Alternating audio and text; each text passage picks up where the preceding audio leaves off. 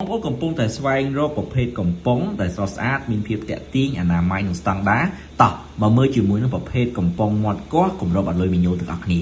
ថ្ងៃនេះខ្ញុំមកបង្ហាញអំពីផលិតផលដែលយើងអាចគប់ជាមួយនឹងកំប៉ុងមាត់កោះនេះមានភាពស្តង់ដារអនាម័យតែម្ដងបងប្អូនឃើញហើយនេះគឺជាការគប់គម្របបាកោះជាមួយនឹងក្របស្វាយចន្ទីរបស់យើងចឹងយើងអាចដាក់ផលិតផលផ្សេងដូចជាអាហារស្ងួតអាហារសម្រន់បាទក្របស្វាយចន្ទីនំ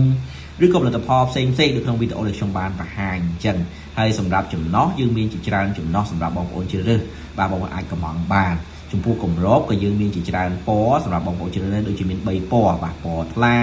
ពណ៌ខ្មៅពណ៌មាសអញ្ចឹងទៅហើយនេះគឺខ្ញុំកំពុងតែគប់ជាមួយនឹងសាច់ជូផាត់ហើយយើងអាចគប់ជាមួយសាច់គោគោងៀតក៏បានដែរបងប្អូនទាំងគ្នាមានភាពស្រស់ស្អាតហើយទាក់ទាញមែនតែនបាទចឹងបងប្អូនឃើញហើយក្នុងវីដេអូនេះគឺមានភាពងាយស្រួលមែនតែនបងប្អូនទាំងគ្នាបាទ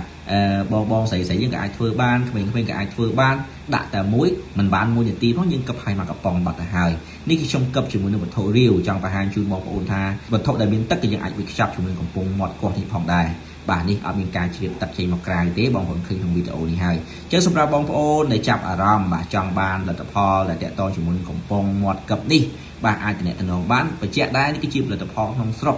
ដែលក្រុមហ៊ុនរបស់ខ្ញុំផលិតផ្ទាល់តែម្ដង 100% បងប្អូនអាចមកមើលផ្ទាល់បានបាទបញ្ជាក់មួយទៀតគឺចំណោះយើងអាចជ្រើសរើសបានអាចកំងបានសម្រាប់ព័ត៌មានថាលោកអ្នកអាចទំនាក់ទំនងតាមលេខទូរស័ព្ទខាងលើតាម Page តាម TikTok តាមខ្ញុំផ្ទាល់ក៏បានដែរមានតម្លៃពិសេសជូនជួយគ្រប់គ្រងទាំងអស់គ្នាជាមួយផលិតផលក្នុងស្រុកបាទធានាឲ្យ 100% ជាមួយនឹងគុណភាពនិងតម្លៃជូនបងប្អូនទាំងអស់គ្នាស្តង់ដារអនាម័យតោះមកទិញជាមួយនឹងប្រភេទកំប៉ុងមាត់កោះទាំងអស់គ្នាអរគុណច្រើន